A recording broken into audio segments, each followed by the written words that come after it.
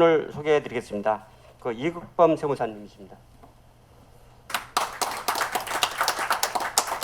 네, 이 세무사님께서는 서울시립대학교 세무전문대학원에서 박사학위를 취득하셨고 국세청에서 13년 근무 경력이 있으며 한양회계법인에서도 또 11년 정도 근무를 한 경력이 있으시고 지금 현재 윤설 세무법인 대표 세무사로 활동하고 계십니다. 다음으로 정진호 세무사님을 소개해 올리겠습니다.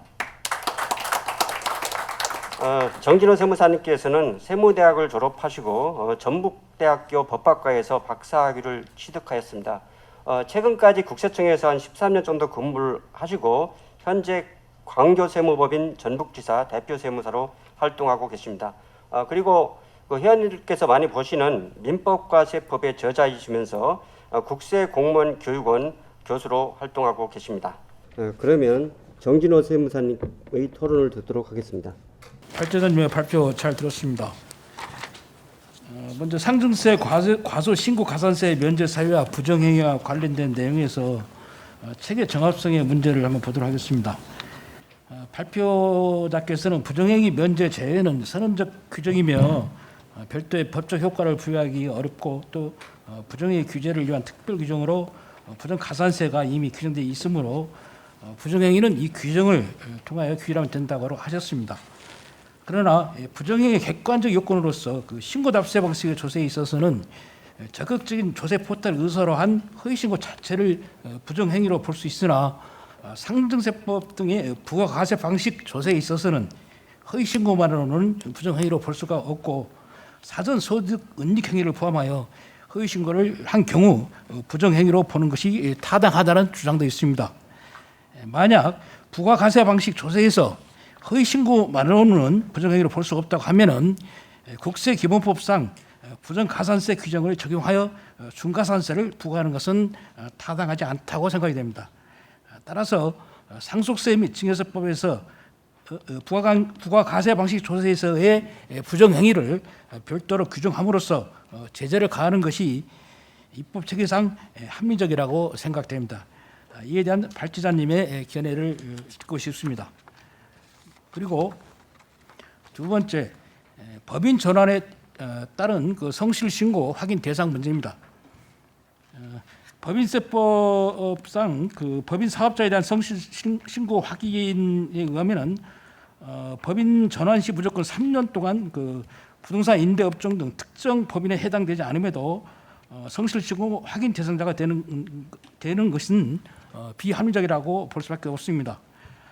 따라서 처음부터 즉 동일한 업종에 법인을 영위하는 경우와 법인 전환 후 동일한 업체의 법인과 다르게 별도의 협력 의무를 부과하는 것은 형평성에 문제가 있다고 생각이 됩니다. 따라서 개인적인 생각으로는 개인 사업자로서 성실신고 확인 대상자가 5년 이상 장기간 신고 내용이 적정하고 문제가 없었다면은 설사 법인으로 전환한다고 하더라도 성실신고 확인 대상에서 제외시키는 것이 조세 탄류 혐의자의 불성실한 신고를 방지하기 위한 성실신고 확인 제도의 취지에 부합한다고 생각합니다. 여기에 대해서 의견을 듣고 싶습니다. 또한 법인 성실신고 확인 범위와 관련해서 3년 동안 세무법인은 전환된 부분만 성실신고 확인 의무를 부담하게 되면은 형평성이 제고된다고 발표자님께서 말씀하셨습니다. 여기에 더 나아가서 성실신고 확인 제도도 세무조사와 유사한 제도이므로 부분조사 방법, 세무조사 방법 중에 부분조사 방법이 있습니다. 부분조사 방법에 의하여 전환된 부분과 별도로 일반적인 성실신고 확인과 달리 세무법인 등의 경우에는 특정한 항목과 특정한 부분에 대한 성실신고 확인을 하는 제도적 개선도 필요하다고 생각됩니다. 그리고 마지막으로 질문조사 과태료와 관련해서 현행 국세구원법에서 규정하고 있는 세무조사는 과세표준과 세액을 결정 또는 경정하기 위한 질문 등 하는 모든 활동을 의미하는 것으로 해석하기보다는 납세자의 사무실 사업장, 공장 또는 주소지 등에 출장해서 직접 해당 납세자 또는 관련인을 상대로 실시하는 실무상 실지 세무조사를 의미하는 것으로 제한적으로 해석하는 것이 합리적이라고 생각이 됩니다. 따라서 개정안으로서 세무조사 정의를 세무조사 사전 통지 또는 세무조사 통지를 실시한 후 질문 검사 등을 하는 것으로 변경하는 것은 제 개인적인 의견으로는 불필요하다고 생각됩니다. 그리고 그 과태료 부과 범위에서 세무조사에 의한 그 부과를 하고 일반 세무조사는 과태료 부과를 배제하는 것이 좋다고 말씀하셨는데 이제 신고 내용 확인 등과 관련해서 신고 내용 확인 절차는 이것도 과세표준과 세액을 결정 또는 경정하기 위한 절차보다는 개별 세목 그 특정 항목 오류나 누락 여부에 대해서 서면으로 해명하고 수동신고를 안내함으로써 신고 내역의 적정 여부를 확인하는 것을 주목적으로 하고 있습니다. 따라서 목적이 세무조사와는 다소 차이가 있으나 궁극적인 목적은 신고 내역의 적정 여부를 확인하는 데 있습니다. 이는 세무조사와 다르지 않으므로 이를 담보하기 위해서 납세자 등은 성실한 진술 또는 서면 답변이 필요합니다. 따라서 신고 내용 확인 등과 관련한 질문 검사에도 어떤 그 성실한 답변을 위해서 가산세 외에 추가적인 제재의 필요성이 있다고 생각되는데 여기에 대해서 의견이 있으면 말씀해 주시면 고맙겠습니다. 이상입니다. 네, 예, 정진원 세무사님 토론 잘 들었습니다. 그럼 다음으로 그 이국범 세무사님의 토론을 듣도록 하겠습니다. 네, 신재현 세무사님 발표해 주시느라고 수고 많으셨습니다. 감사드립니다. 해마다 개정세법을 접할 때마다 이렇게 납세자들 또 이렇게 세무 대리인들의 어떤 납세 협력 의무나 이런 규제가 계속해서 강화되고 있다는 것을 느낍니다. 오늘 발표해 주신 세 가지 주제도 가산세의 면제 사유를 강화한다거나 또 세무법인의 성실신고 확인 의무가 전환한 부분 이외에 세무법인 전체에 미친다거나 또 질문조사 거부에 대한 과태료가 상한이 인상된다거나 모두 이렇게 납세 협력 의무가 강화되고 납세자를 규제하는 쪽으로 바뀐 그런 항목들에 대해서 오늘 발표와 토론을 진행하고 있는 것 같습니다. 첫 번째로 상증세에서 과소신고 가산세 면제 사유에 부정행위를 추가하겠다는 세법 개정안에 대해서 발표해 주셨습니다. 다른 세목과 달리 상증세는 지금 정부 부과 방식으로 운영되고 있습니다. 그래서 납세자가 신고하는 신고 행위는 그 신고 행위로 인해서 납세 의무가 확정되는 것은 아닙니다. 그렇다 보니까 이제 설령 신고에 있어서 평가 방법의 차이가 있다 하더라도 또 이 평가 방법의 차이에 대해서 부정행위가 있더라도 신고서를 검토하는 단계 또 그리고 세무조사 과정에서 거의 모두 상증법에 의한 평가 방법으로 과세관청이 적발을 하거나 과세를 하고 있는 것이 현실입니다. 근데 이제 세법 개정에서 이렇게 평가 방법의 차이로 인해서 과표나 세액이 증가하는 경우에도 부정행위가 있었다고 하면 가산세 면제 사유에서 제외하고 또 한 발 더 나아가서는 이 부정행위로 인한 신고에 대해서 과소신고 가산세까지 이제 부과하겠다는 것은 가산세 감면을 배제하고 더 적극적으로 가산세를 부과하겠다는 의미로 해석이 됩니다. 근데 이제 지금도 상속증여세 그 평가 방법 차이로 본세가 증가하는 경우에 이 과소신고 가산세 부과가 어렵다는 점을 악용해서 상속증여재산을 낮게 이제 이 신고하는 사람이 있다 하더라도 과세관청에서는 그 훨씬 더 많은 시가에 관한 정보나 이런 것들이 있기 때문에 이런 것들을 다 적출해내고 있다고 저는 그렇게 생각하는데요. 그러다 보니까 이거를 굳이 이렇게 가산세 감면 사유에서 배제한다거나 또 이렇게 상증세를 추징하는 데 있어서 부정행위로 회피하고 있다는 문제가 우려할 만한 수준의 문제는 아니라고 이렇게 생각이 됩니다. 그래서 저 또한 이 부분에 있어서는 발제자의 의견과 거의 동의하기 때문에 특별히 어떤 다른 문제 제기는 하지 않고 이 부분에 대해서 발제자의 의견에 주장에 동의하는 바입니다. 두 번째, 세무법인의 성실신고 확인의 범위와 개선에 대해서 발표해 주셨습니다. 그동안 과세관청은 이 공동사업장을 1거주자로 보고 있습니다. 발표문에서 소개해 주신 예규가 두 개가 있었는데요. 하나는 공동사업장에서 발생한 수익 금액을 공동사업장을 1거주자로 보고 성실신고 확인 대상자 해당 여부를 판단하도록 하는 예규가 있었습니다. 물론 이 예규는 약간의 좀 조세 회피 가능성이 있습니다. 그리고 실제로 이거를 악용해서 조세 회피하는 사례가 빈번하게 발생하고 있는 것도 사실입니다. 두 번째 소개해 주신 예규에서는 과세관청에서 내국법인이 성실신고 확인 대상 사업자로부터 사업을 포괄 양수하여서 지점을 설립하는 경우에 해당 내국법인이 성실신고 확인 대상에 해당된다고 안내하는 예규를 소개해 주셨습니다.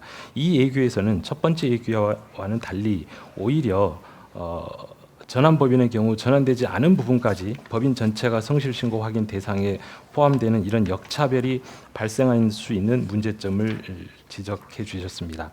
그러나 이 두 가지 약간의 어떤 이제 상반되는 예규에서 이것을 좀 더 만약에 정교하게 시행한다고 하면 훨씬 더 많은 어떤 그 거래 비용, 뭐 구분 손익을 작성한다거나 공동사업자의 출자 비율이나 수익 분배 비율에 따라서 이것을 더 세세하게 나눈다거나 하는 그런 비용이 발생할 것이라고 생각을 합니다. 이 부분에 있어서는 과세관청이 혹은 국가가 조금 손해를 보더라도, 그러니까 이 공동사업장을 관한 수익 금액을 정확하게 나누고 또 그 성실신고 확인 범위를 정확하게 정하기 위해서 발생하는 거래 비용이 더 크다면 그걸로 인해서 성실신고 확인 대상자가 신고 확인의 범위가 조금 제한되더라도 국가가 조금 양보하는 방향으로 그렇게 운영돼야 되지 않을까 생각합니다. 마지막으로 질문조사 거부 과태료에 관해서 정리해서 발표해 주셨습니다. 앞에 질문해 주신 세무사님께서도 말씀하셨듯이 질문조사권의 실효성을 확보하기 위해서 세무조사 이외의 단계에서도 뭐 자료 처리라든가 과세자료 소명 안내라든가 그런 단계에서도 질문조사권이 정당하게 확보되기 위해서 이런 과태료, 가산세 이외의 과태료가 필요하다라고 지적해 주셨습니다. 그렇지만 이제 지금 그 시행령과 시행 그 별표에서 부과 기준을 정하고 있습니다. 근데 이제 이거에서 2천만 원에서 1억 원으로 과태료가 5배 인상된다고 해서 그 별표에 있는 거를 일률적으로 인상하는 경우에는 오히려 대기업보다도 소기업의 경우가 매출액 대비 과태료를 계산하면 훨씬 높습니다. 그래서 제가 토론문에도 기재했습니다마는 1,000억 원 초과하는 법인에 대해서 1억 원의 과태료를 부과하면 매출액이 0.1%이지만 100억 원 이하의 소기업에 대해서 500만 원을 2,500만 원으로 과태료를 인상한다면 매출액의 한 2.5% 너무 과도한 인상이 될 수 있습니다. 그래서 이 과태료가 상한이 인상되더라도 구체적인 부과 기준을 정할 때는 인상하더라도 중소기업에 더 가혹하지 않도록 그 상한이 좀 더 조정돼야 될 거라고 생각을 합니다. 그리고 저는 이제 그 세무조사 이외에 과세자료 처리 단계에서의 질문조사는 거기에 대해서 납세자가 응하지 않을 경우에는 과세관청에서 자료 처리해서 세무조사로 전환하는 그런 방법을 통해서 또 질문조사권을 제대로 행사할 수 있다고 생각을 합니다. 그래서 세무조사에 대해서만 질문조사 거부에 대한 과태료를 부과할 것이냐, 또 세무조사 이외에 자료 처리라든가 소명 안내에 대해서도 질문조사 거부 등에 대한 과태료를 부과할 것이냐 하는 것에 대해서는 저는 개인적으로 세무조사에 대해서만 과태료를 부과하는 방향이 더 납세자의 권익을 보호할 수 있다고 생각합니다. 아까 말씀드렸듯이 자료 처리라든가 소명 안내 단계에서 질문조사에 응하지 않을 경우에는 세무조사로 전환해서 그 그 부분에 대해서 조사를 또 시행할 수 있기 때문에 세무조사에 대해서만 과태료를 부과하는 게 더 바람직하다라고 생각합니다. 이상입니다. 제가 질의를 한 가지 좀 하겠습니다. 그 질문조사 거부 등에 대한 과태료 문제점 부분인데, 정부는 그 탈세 방지와 성실한 납세의무 정착을 위해서 가산세, 과태료, 세무조사 등으로 지속적으로 이제 강화하고 있습니다. 이는 탈세를 하는 납세자들이 세무조사에서 적발되는 가산세 및 형사처벌을 부담하게 하는 위험에 직면하게 되면 그 위험 회피적인 납세자들이 자신의 어떤 기대 효용을 극대화하기 위해서 탈세의 크기를 결정한다는 이론에 기초하여 처벌 수위를 지속적으로 강화하고 있는 것으로 보여집니다. 그러나 국세기본법에서 정한 성실성 추정 규정과 상반되며 과연 처벌 유지의 세무 행정이 바람직한가에 대해서 발제자의 의견을 좀 듣고 싶습니다. 그리고 이 세무공무원의 어떤 질문에 대하여 거짓으로 진술을 하거나 그 직무집행의 거부 또는 기피한 자에 대해서 과태료를 5배나 올리는 세법 개정안에서 이 거짓 진술 및 거부 기피라는 어떤 불확정 개념을 사용해서 납세자의 방어권의 행사를 제한할 우려가 있다고 생각됩니다. 그 헌법 제12조 제2항에 보면은 그 형사상 자기에게 불리한 진술을 강요당하지 아니한다라고 규정을 하고 있습니다. 그러면은 세법상 질문검사의 거부에 대해서 헌법상 진술 거부권에 위배가 되지 않는지 이에 대한 발제자의 좀 의견을 듣고 싶습니다. 그 91페이지에 보시면 그 토론문에 정진호 세무사님께서 지적해 주셨는 거 결론을 보면 따라서 상속증여세법에서 부과 방식 조세의 부정행위로 별도로 규정함으로써 제재를 가하는 것이 입법 체계상 합리적으로 생각됩니다. 이 부분은 그 견해에 대해서는 왜냐하면 과거에 그 국세기본법에서 그 가산세에 공통되는 부분을 국세기본법을 이관하기 전에는 상속증여세법에 부정행위 관련해서 일반적으로 10%인데 20%로 중과세하는 규정이 있었습니다. 이제 이 모든 부분을 그 국세기본법을 이관했기 때문에 다시 가는 거는 조금 법 체계상을 다시 만든다는 게 좀 무리가 있지 않을까 됩니다.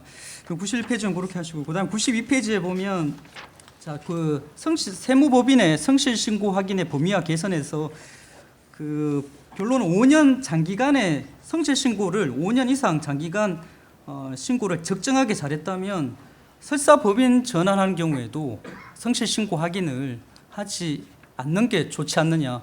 제가 생각에 좋은 의견이라고 생각됩니다.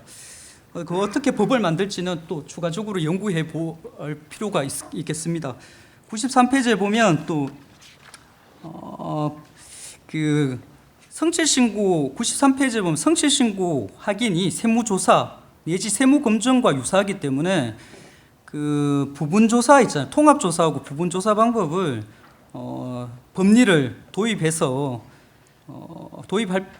성실신고 확인 범위 문제를 해결하면 어떻겠냐는 취지인데, 그 세무조사 같은 경우에 통합조사가 원칙이고 이외적으로 부분조사를 하는데, 그렇게 이 부분을 그대로 가져온다면 굉장히 법논리로 법은 굉장히 형식적 논리가 중요한데 그 부분에서 굉장히 세무사님이 의견 제시가 굉장히 그 참고하고 유의 관심을 가지고 연구해 볼 만한 가치가 있는데, 이걸 가지고 와서 오면 이게 납세자의 그 기본권이 좀 침해되는 방향으로 되지 않을까 우려가 좀 되는 게 우려가 있습니다.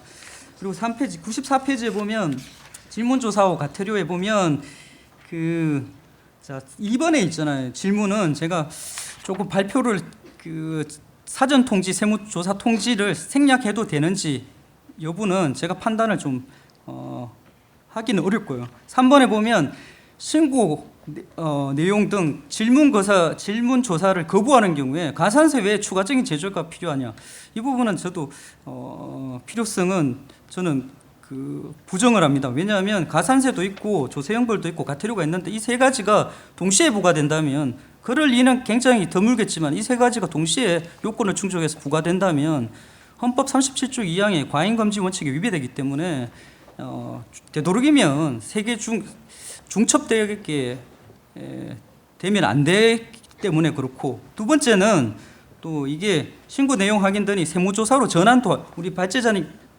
토론자분께서 세무조사도로 전환도 할 수 있고, 또 그 과세부 표준 및 세액 결정을 사전 예고 통지 후에 과세 표준과 세액 결정을 다시 통지할 수 있기 때문에, 그는 추가적인 절차가 있기 때문에 가산세를 추가적으로, 가산세 외에 추가적인 거는 불필요하다고 생각되어집니다. 그리고 또 다른 또 이강호 세무위원장님께서 질문 조사한 그 부정가산세 관련해서 진술 거부권이 해당이 될 수 있는지, 그 부분은 제가 연구는 부족하지만 그 조세 형벌 같은 경우에, 조세 범칙 사건 같은 경우에는 그 진술 거부권이 적용이 된다고 일반적으로 통설적으로는 적용이 되지만, 부정가산세 같은 경우에 진술 거부권이 부정가산세는 조금 더 조세 형벌에서 그 독립되어서 국세기본법으로 온 이유도 진술 조사권까지 요구하는 것은 아니라고 저는 판단이 되는데, 앞으로 더 연구를 해보겠습니다. 그리고 김정식 세무사님께서 말씀하신 거는 굉장히 제가 고민을 한 내용입니다. 왜냐하면 김정식 세무사님께서 말씀하시듯이 그 정부가 가세 표준을 결정하고, 그 다음에 동일한 조항에 납세자가 부정행위를 신고한다.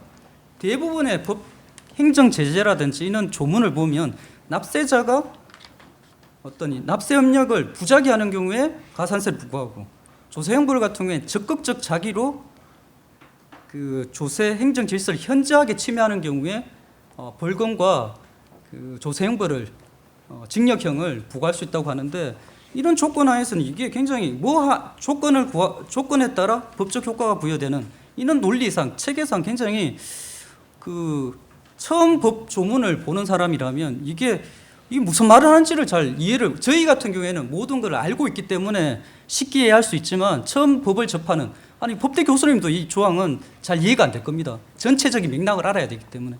그런 문제점이 있기 때문에 김정식 세무사님의 체계적으로 부적하다는 것, 그거는 굉장히 날카로운 질문이시고요. 거기에 라고 생각합니다.